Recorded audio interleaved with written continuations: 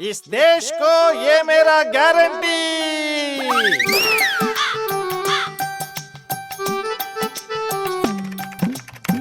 इस देश को ये मेरा गारंटी। इस देश को ये मेरा போதுமே உங்க கேரண்டி. கேரண்டி வாரண்டிகளை இனியே நம்ப போறீங்களா? சிந்தித்து வாக்களியுங்க. இந்தியாவை காக்க ஸ்டாலின் அழைக்கிறேன். தன்னை தோக்கடிக்க முடியாதுங்கிற மாதிரியான சூழ்நிலையில் அவங்க எலெக்ஷன் அனௌன்ஸ் எல்லாம் பண்ணாங்க. இப்போ நிலைமை என்னன்னா, தமிழ்நாட்டுக்கு ஈக்குவலாக வடநாடும் படுமோசமாக இருக்குதுங்கிற மாதிரி இருக்குது. எங்கேயுமே தேர மாட்டாங்கங்கிற மாதிரி இருக்குது. எலெக்ஷன் கமிஷனும் வாக்கு இயந்திரமும் கை கொடுக்கலன்னா ஒரு சீட்டு கூட அவங்க ஜெயிக்க மாட்டாங்கங்கிறது தான் கள நிலவரம்னு பேசிக்கிறாங்க. இந்திய மலைக்கு கீழே நமக்கு ஒரு சீட்டு வரலைன்னா கூட நம்ம ஹிந்தி பெல்ட்டில் நம்ம சமாளிச்சிடலான்னு இருந்த ஒரு சூழ்நிலை மாறி போச்சு. குஜராத்திலேயே அவங்க காலி ஆகிடுவாங்கங்கிற மாதிரியான கருத்து கணிப்பெல்லாம் வந்துருச்சு. கூட்டணி சேர்றதுக்கு கூட ஒரு கட்சிக்கு தகுதி இருந்தால் தான் கூட்டணி வருவாங்க. ஒன்று சீந்தறதுக்கே ஆள் இல்லையா? ஒன்று இந்த மாதிரி ஒரு ஆள் நீ என்னத்துக்கு இதெல்லாம் பேசுகிறேன்? கூட்டணி சேர்ந்தா ஜெயிக்கிறாங்க, அவன் உண்மைதான். இல்லைன்னு யார் சொன்ன? ஒன்று ஒழிக்கிறதுக்கு நீ எல்லாரும் ஒன்றா சேர்றாங்க, பொதுமக்கள் ஒன்றா சேர்றாங்க, மக்களோட கூட்டணி வச்சுருக்காங்க. நீ தேர்தல் ஆணையத்தோட கூட்டணி வச்சுருக்க. யார் பாஜகவை பெருசாக எதுக்குறாங்களோ அவங்களுக்கு மக்களுடைய ஆதரவு கிடைக்குங்கிறது ஒன்று நிதர்சனமாக தெரிஞ்சிருக்குது. ஒருத்தர் பாக்கி இல்லாமல் பாஜகவை நாங்கள் எதிர்க்கிறோம். நேற்று பாஜக பக்கத்திலே இருந்துக்கிட்டு பழனிசாமி கூட பாஜக கூட கூட்டணி வைக்க மாட்டேங்கிறான்னாக்கா என்ன அர்த்தம்? பாஜக கூட கூட்டணினாவே மைனஸுக்கு போயிடுது. ஆக பாஜக எதிர்ப்புங்கிறது தமிழ்நாட்டில் நல்ல பிரமாதமாக வேறு ஒன்று இருக்கிறது ஒரு பாயிண்ட். தமிழ் குரல் நேயர்களுக்கு வணக்கம். இன்று நம்முடைய சிறப்பு நேர்காணலில் நம்முடன் இணைந்திருக்கக்கூடிய சிறப்பு விருந்தினர் மருத்துவர் காந்தராஜன் அவர்கள். வணக்கம் சார். லோக்சபா எலெக்ஷன் நெருங்கிறதுக்கு இன்னும் குறிப்பிட்ட நாட்கள் தாங்க சார் இருக்கு. இந்த நிலையில வந்துட்டு தமிழ்நாடை நோக்கி பாஜகவோட மிக முக்கியமான மினிஸ்டர்ஸ்லாம் வந்துட்டு இருக்காங்க. அமித்ஷா வர்றாரு, நிர்மலா சீதாராமன் தற்போது அவங்களோட பரப்புரை ஆரம்பிச்சிட்டாங்க, மோடி அவர்கள் வந்துட்டு போயிட்டு இருக்காரு. இப்படி ஒட்டுமொத்த பாஜகவும் தமிழ்நாட்டில் இறங்குறது பாஜகவுக்கு வலு சேர்க்குமா? வந்துட்டு போகட்டும். தமிழ்நாட்டை அவங்க சட்டை பண்ணாமல் இருந்தாங்க. ஏன்னா அவங்களுக்கு தேராதுங்கிற மாதிரி இருந்ததுனால அவங்க கொஞ்சம் அலட்சியமாக இருந்தாங்க. நிலைமை இப்போ கொஞ்சம் ரொம்ப மோசமாகிட்டு போகுதுன்னு கேள்விப்பட்டேன். வடக்கில் அவங்க ரொம்ப தன்னை தோக்கடிக்க முடியாதுங்கிற மாதிரியான சூழ்நிலையில் அவங்க எலெக்ஷன் அனௌன்ஸ் எல்லாம் பண்ணாங்க. இப்போ நிலைமை என்னன்னா, தமிழ்நாட்டுக்கு ஈக்குவலாக வடநாடும் படுமோசமாக இருக்குதுங்கிற மாதிரி இருக்குது. எங்கேயுமே தேர மாட்டாங்கங்கிற மாதிரி இருக்குது. எலெக்ஷன் கமிஷனும் வாக்கு இயந்திரமும் கை கொடுக்கலன்னா ஒரு சீட்டு கூட அவங்க ஜெயிக்க மாட்டாங்கங்கிறது தான் கள நிலவரம்னு பேசிக்கிறாங்க. இந்த சூழ்நிலையில் அவங்க எதையுமே விட்டு கொடுக்க முடியாத இது கட்டாயம் ஏற்பட்டு போச்சு. அதனால தான் தமிழ்நாட்டுக்கு அடிக்கடி வந்துட்டு போய் தமிழ்நாட்டில் எப்படியாவது ஏதாவது ஒரு சீட்டு 2 சீட்டாவது வாங்கணும். ஏன்னா முழுக்க வடநாட்டில் நம்ம இது பண்ணிக்கலாம். தென்னாடு இந்திய மலைக்கு கீழே நமக்கு ஒரு சீட்டு வரலைன்னா கூட நம்ம ஹிந்தி பெல்ட்டில் நம்ம சமாளிச்சிடலான்னு இருந்த ஒரு சூழ்நிலை மாறி போச்சு. குஜராத்திலேயே அவங்க காலி ஆகிடுவாங்கங்கிற மாதிரியான கருத்து கணிப்பெல்லாம் வந்துருச்சு.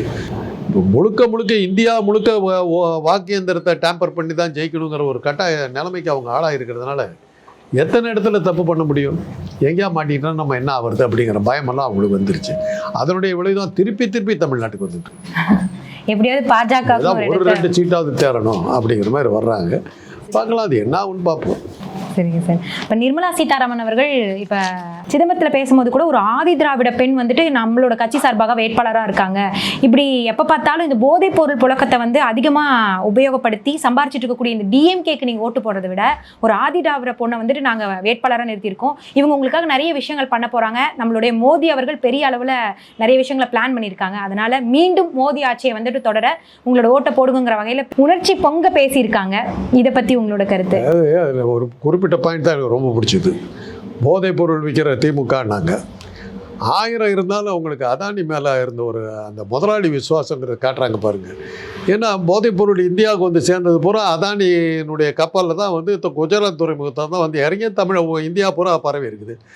அந்த இடத்துல கூட எஜமான விசுவாசம் போதைப் பொருள் வியாபாரத்தை பற்றி பேசி அதை திமுகன்னு ஒரு எடுத்து பேசுகிற மாதிரி பேசி போதைப் பொருள் பயன்படுத்துங்க, எங்கள் அதானி கம்பெனி தான் நீங்கள் வாங்கி பயன்படுத்துங்கிறத இன்டைரக்டாக சொல்லியிருக்காங்க பாருங்கள்.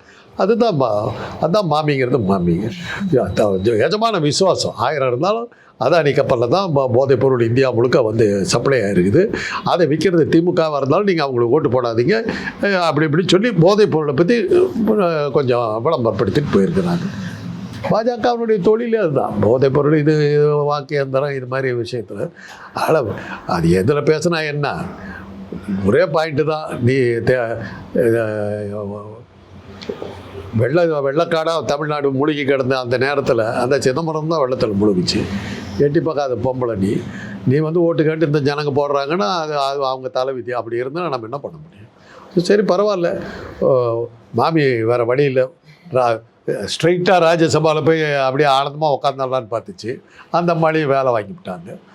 பாருங்கள், ஆதி திராவிட பெண்ணுக்காக ஓட்டு கேட்க வேண்டிய நிலைமைக்கு ஒரு பிராமண பெண் ஆளாக இருக்கான்னாக்கா அந்த துர்பாகியத்தை எங்கே போய் சொல்கிறது? அதுக்கு அதனால தானே அவங்க ஜெய்சங்கர் ஐயரும் நிர்மலா சீதாராமன் ஏன் எலெக்ஷன் நிற்கலை? நாங்கள் உயர்ந்த ஜாதிக்காரர்கள் அந்த கீழ் ஜாதிக்காரர்கிட்டலாம் ஓட்டு கேட்குற அளவுக்கு நாங்கள் என்ன தாழ்ந்து போயிட்டோம்னு நினச்சிக்கிட்டியா? அப்படிங்கிறதுனால தான் அவங்க எலெக்ஷன் நிற்காமல் இருந்தாங்க. ஆனால் அது சும்மா விட்டாங்க. பனையிலங்கிறது கீழ் ஜாதிக்காரர்கிட்டலாம் ஓட்டு கேட்குறதுக்கு மேல் ஜாதிக்காரர் வருவாங்களா? நாங்கள் என்ன நினச்சேன், நாங்கள் ராஜ்யசபாவுக்கு நேராக போய் அப்படியே சிம்மாசனத்தில் உட்கார்ற வம்சம் ஏன்னா அப்படின்னு சொல்லிகிட்டு இருந்தது. பாருங்கள் தலைவிதி. பட்டியலினத்தை சேர்ந்த பெண்ணுக்கு ஓட்டு கேட்க வேண்டிய அளவுக்கு அவங்க துர்பாகியம் இருக்குது. பட்டியலினத்து பெண்ணாக இருந்தவங்க வந்து குடியரசுத் தலைவராக இருந்தால் கூட மதிக்காத ஒரு கட்சி இன்றைக்கி அவங்களுக்காக ஓட்டு கேட்டுக்கிட்டு வந்து இறங்கி வர்ற சூழ்நிலைக்கு அவங்க போயிருக்கிறாங்கன்னா இன்றைக்கி தமிழ்நாட்டு மக்கள் அவங்கள தண்ணி காட்டுறாங்கன்னு தெரியும். தண்ணி காட்டுறாங்க. இதில் மிக முக்கியமாக குறிப்பிட்டு பார்க்கும்பொழுது எழில் முருகன் அவர்கள் வந்துட்டு சொல்கிறாங்க, சார் பாஜக எங்களோட மோடி அரசாங்கங்கிறது வந்து பார்த்தீங்கன்னா கரப்ஷனுக்கு எதிரான ஒரு அரசாங்கம். நாங்கள் இது வரைக்கும் எதிர்கட்சிகள் எந்த அளவுக்கு கரப்ஷன் பண்ணாலும் அதை தூக்கி நாங்கள் உடனே ஒழிச்சு மக்களுக்கான நலத்திட்டங்களை பண்ணுறது எங்களோட முதல் பணியாக இருக்குது. அப்படிங்கிற வகையில் ரொம்ப பெரிய அளவில் எலக்ட்ரோல் பாண்ட் விவரங்கள் இத்தனை பண்ணிட்டு கரப்ஷனுக்கு எதிரான பாஜகன்றாங்க. இதை பற்றி நீங்கள் அதுதான் உங்களுக்கு புரிய மாட்டேங்குது. கரப்ஷனுக்கு எதிரானாக்கா எதிர்கட்சிகள் பண்ணுற கரப்ஷனுக்கு எதிரானு தான் சொன்னாங்களே ஒழிய நாங்கள் பண்ணுற கரப்ஷனுக்கு எதிரான அவங்க சொல்லலை.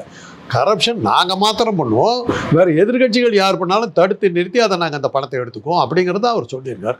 முதல்ல இருந்தே மோடியை தானே சொல்கிறாரு, கரப்ஷனை ஒழிப்போம், எதிர்கட்சிகள் செய்கிற கரப்ஷன் ஒழிப்போம், நாங்கள் செய்வோம் அப்படிங்கிறது தான்.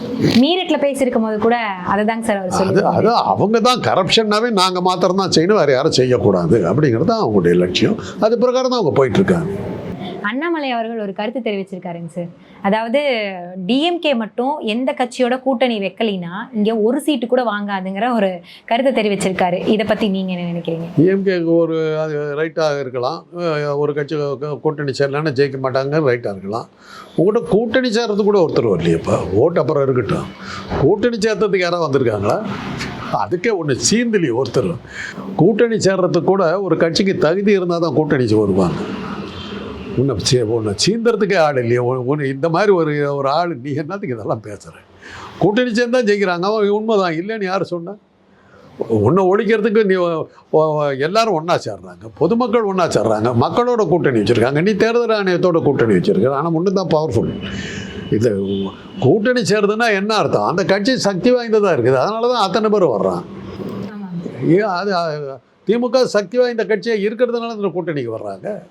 ஒரு ஓட்டு கூட வாங்க மாட்டாங்கன்னாக்கா நீ பார்த்துக்கோ, அந்த அளவுக்கு நீ வாக்கியந்திரத்தை சரி பண்ணி வச்சுருக்கான்னு அர்த்தம். அப்போ திட்டு வேலைப்பா, நாங்கள் சந்தேகப்படுறது இப்போ ரைட்டாக இருக்குது. இத்தனை கட்சி கூட்டணி சேர்ந்தாலும் நாங்கள் வாதக்கேந்திரத்தை ஒரு வழி பண்ணியிருக்கோம், வாங்கிடுவோம் ஓட்டுங்கிறத இன்டைரக்டாக அவர் சொல்லியிருக்கார். இது அண்ணாமலை இது தொடர்ந்து பார்க்கும்போது சார், இப்போ நிறைய வேட்பாளர்களை ஆதரித்து இப்போ கோயம்புத்தூரோட வேட்பாளர் அவர் நிறைய பரப்புரைகளுக்கு போகிறாரு. அதாவது இரவு நேரத்தில் இவர் போய் பரப்புரை ஏற்படுத்துறாரு அப்படிங்கிற வகையில் அவர் மேலே வந்து புகார்லாம் பரவிட்டு இருந்தது. இப்போ வந்துட்டு கோயம்புத்தூர் தொகுதிக்கான வேட்பாளர் அவருடைய இந்த தேர்தல் அறிக்கை வந்துட்டு வெளியிட்டிருக்காரு. அதில் என்ன சொல்ல வராருன்னு பார்த்தீங்கன்னா, நம்ம தேர்தல் அறிக்கையின் அடிப்படையில் அது நடத்தை விதிகளில் வந்து பார்த்தீங்கன்னா ரூல் நம்பர் 7.5.1 அப்படிங்கிறதுல வந்துட்டு 10 மணிக்கு மேலே ஸ்பீக்கரை யூஸ் பண்ணி தான் வந்துட்டு பேசக்கூடாது, பரப்புரை ஏற்படுத்தக்கூடாதுன்னு சொல்லியிருக்காங்களே தவிர மக்கள் மத்தியில் வந்துட்டு பேசுறது வந்துட்டு நார்மலாக பேசுறது எந்த வித தப்பும் இல்லை, இதை வந்துட்டு டிஎம்கே தப்பா வந்துட்டு அதை மாற்றி எங்கள் மீது குற்றச்சாட்டுறாங்கிற ஒரு இதை சொல்லியிருக்காருங்க சார். அது கரெக்ட் பாயிண்ட் தான். மைக்கை யூஸ் பண்ணக்கூடாது, பொதுக்கூட்டம் போடக்கூடாது, நீங்கள் தனித்தனியாக போய் ஓட்டு கேட்கலாம், அது வந்து தப்பு இல்லை, அது கரெக்ட் பாயிண்ட் தான். அது டிஎம்கே அது வேறு என்ன பண்ண முடியும்? இன்றைக்கி அவங்களுக்கு வேறு வழி இல்லை, டிஎம்கே தாக்கி தான் பேச வேண்டியிருக்குது. அதுலேருந்து என்ன தெரியுதுன்னா, திமுக இப்போ அபரிமிதமாக வளர்ந்துருக்குது.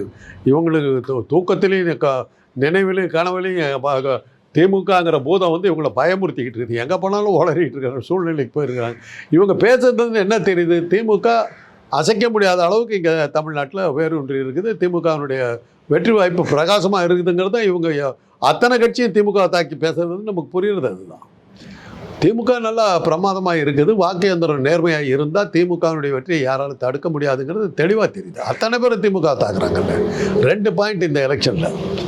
ஒன்று வந்து யார் பாஜகவை பெருசாக எதிர்க்கிறாங்களோ அவங்களுக்கு மக்களுடைய ஆதரவு கிடைக்குங்கிறது ஒன்று நிதர்சனமாக தெரிஞ்சிருக்குது. என்ன காரணம்னாக்கா ஒருத்தர் பாக்கி இல்லாமல் பாஜகவை நாங்கள் எதிர்க்கிறோம். நேற்று பாஜக பக்கத்துலேயே இருந்துக்கிட்டு பழனிசாமி கூட பாஜக கூட கூட்டணி வைக்க மாட்டேங்கிறான்னாக்கா என்ன அர்த்தம்?